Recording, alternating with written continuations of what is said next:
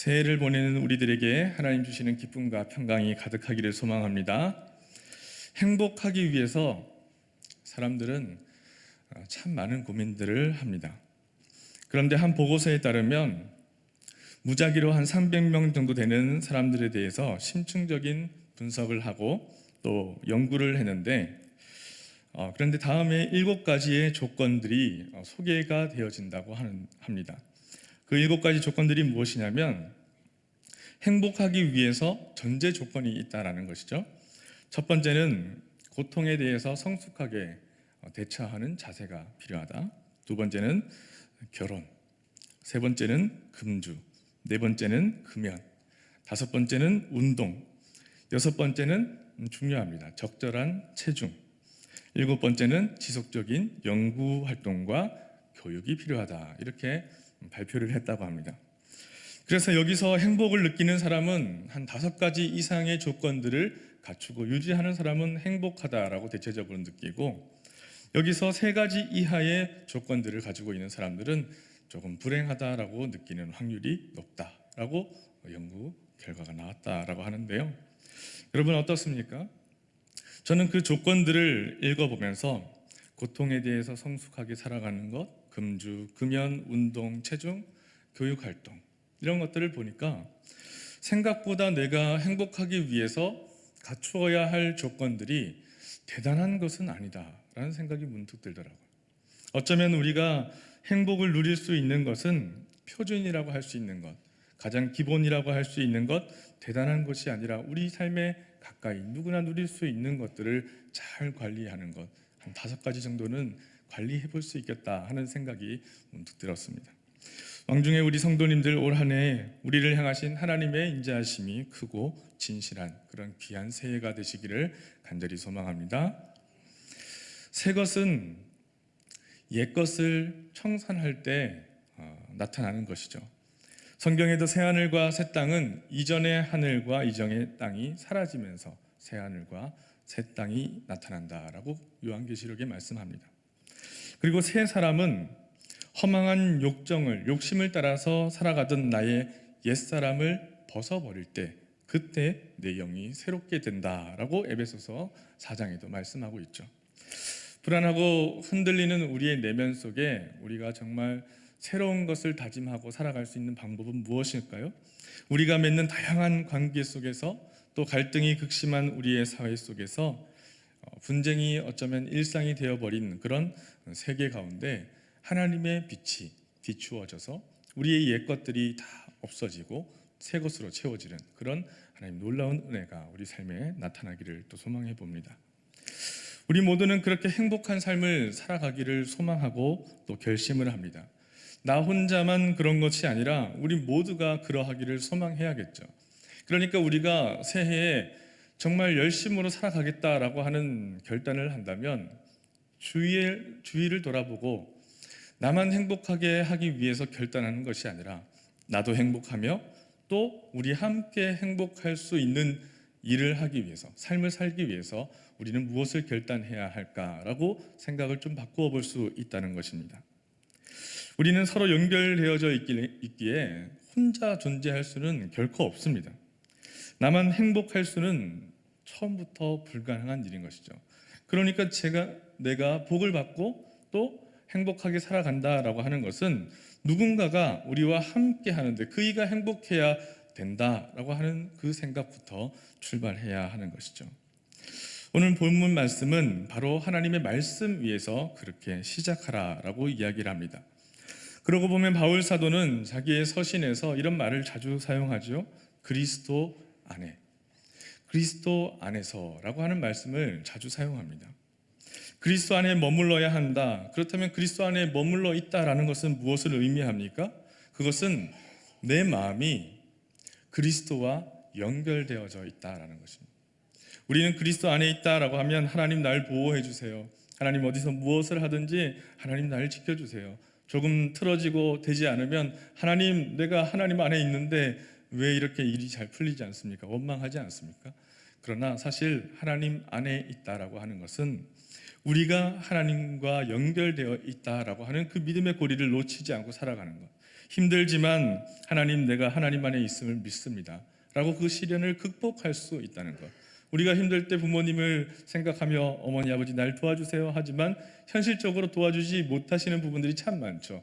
그러나 그 마음들이 연결되어 있을 때, 가족이구나, 부모님이구나, 나를 사랑하는 누군가이구나 라고 이야기할 수 있는 것처럼 우리가 그렇게 살아간다는 것입니다. 하나님의 은혜 안에 산다는 것도 같은 뜻이죠. 하나님과 연결되어져 있는 행복한 삶을 살아갈 수 있기를 간절히 소망해 봅니다.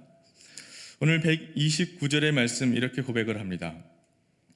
주의 증거들은 놀라움으로 내 영혼이 이를 지키나이다.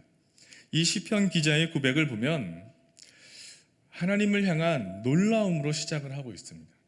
그러니까 주의 증거들, 이 말씀들이 너무나도 놀랍기 때문에 내가 내 영혼이 이것을 지키겠나이다 라고 고백을 하고 있다는 것입니다. 지키는 이유가 무엇이냐면 내 영혼이 놀라기에, 내 영혼이 감격하였기에 라고 하는 것입니다. 감격하였다는 것은요, 어떨 때 감격이 일어납니까? 정말 내 마음이 움직일 때 일어나는 것입니다. 이를 다시 얘기하면 자발적으로 일어나는 일이다라는 것이죠. 감격하여서 주의 말씀을 지키겠다라고 하는 이 시편 기자의 고백을 정말 잘 생각해 보면 우리가 하나님 말씀대로 살아가는 그것이 온전히 나의 마음이 하나님께 자발적으로 일어나는 고백 안에 드려진다라는 것입니다. 믿음 생활이 그렇지 않습니까? 우리가 하나님 말씀을 지키고 살아가는데 누군가가 지켜야 한다, 고쳐야 한다, 꼭 그렇게 해야만 한다라고 잘 되어지지 않습니다. 내 마음이 정말 그렇구나, 하나님 나를 지켜주시는구나, 내가 하나님 안에 거할 때에 내 삶이 이렇게 빛날 수 있구나, 복될 수 있구나 하는 것을 스스로 자각하며 내가 그렇게 살아가야겠다라고 결심할 때 그 결심이 단단해지는 것, 그런 것이라는 거죠. 하나님을 그만큼 인정하고 그 이상으로 주님 놀랍습니다, 제가 생각하지 못한 그 사랑으로 나를 인도하시는 하나님 너무나 놀랍습니다 라고 경탄의 탄성이 터져 나올 때 우리는 자연스럽게 주의 말씀들을 즐거워하고 기뻐하며 살아갈 수 있는 복을 누리게 된다라는 것입니다. 시편 1편의 복 있는 자의 고백을 아시죠? 복 있는 사람은 악인의 꾀를 따르지 아니하고 죄인의 길에 서지 아니하고 오만한 자의 자리에 앉지 않는 사람이다. 그러니까 뭐뭐 하지 않고라고 하는 것은 그 모든 것을 버리겠다라고 하는 것인데요, 사실 뭐뭐 하지 않게 하는 그 힘이 얼마나 힘이 듭니까? 우리가 무언가를 하려고 하는데 그거 하지 마 라고 한다면 얼마나 맥이 빠지고 힘이 빠집니다. 그런데 우리가 그것을 하지 않는 것이 복이다 라고 여겨진다면 오직 여호와의 율법을 즐거워하며 그의 율법을 주야로 묵상하는 하나님의 복 있는 사람으로 살아갈 수 있게 하신다라는 것이죠. 말씀을 읽기가 쉽지 않습니다. 말씀을 펴서 읽어야지 하고 펼치면 펼치는 것까지는 잘 될지 모르나 한 장 읽고 나면 온몸이 착 가라앉으면서 하나님 주시는 은혜로 잠들어 버리기가 일쑤죠. 그러니 주야로 묵상하는 것이 쉽지 않습니다.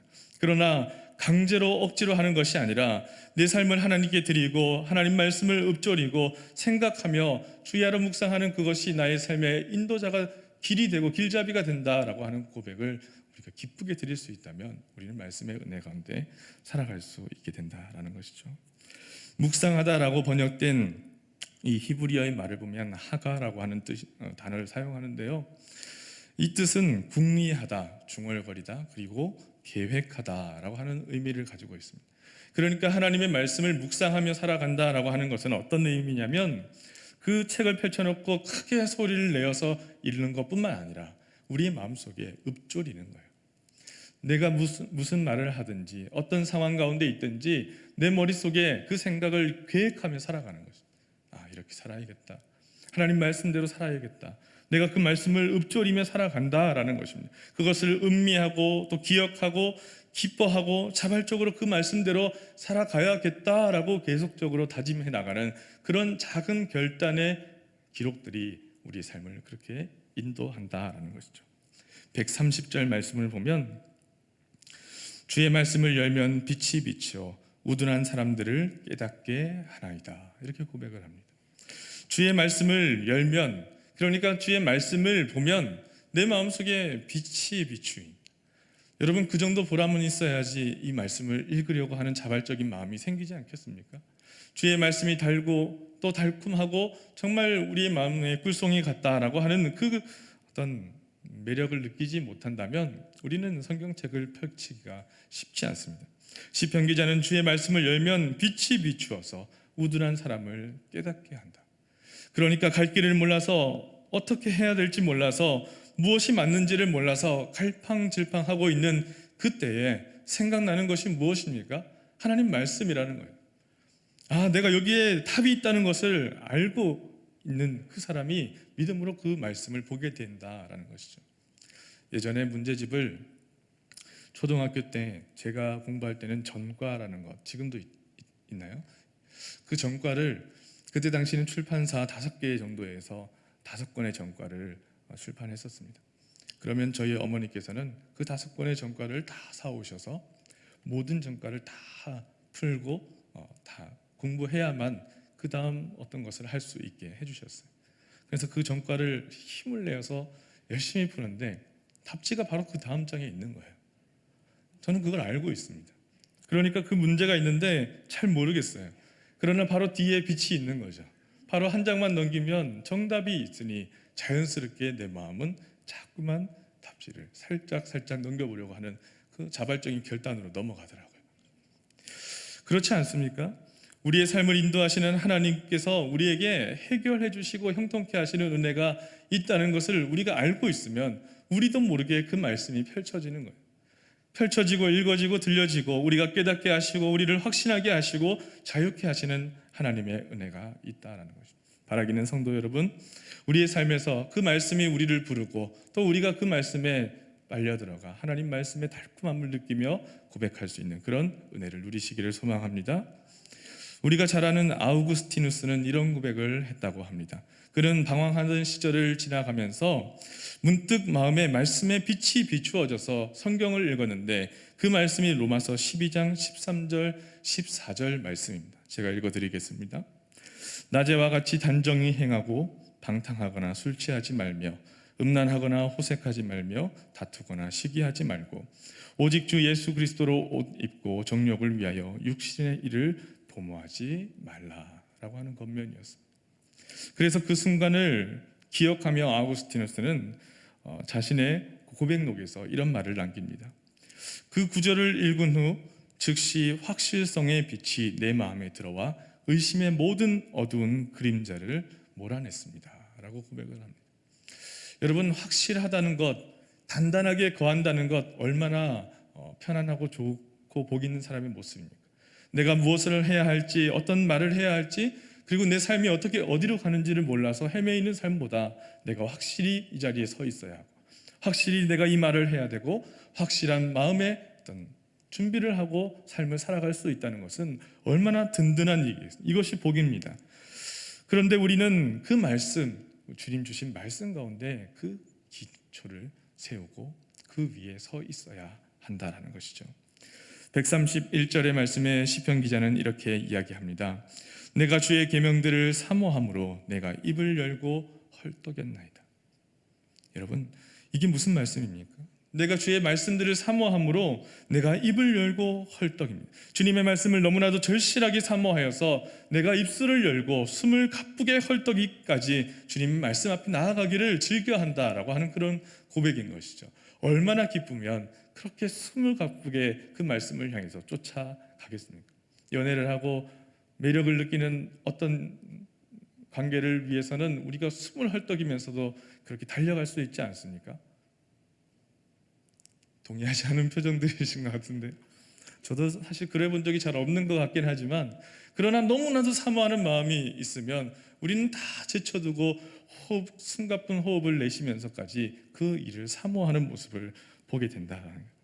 그런데 주의 이름을 사랑하는 자들에게 은혜를 베푸시는 하나님 앞에 우리가 그렇게 나아가지 못한다라고 하는 것이 문제인 것입니다.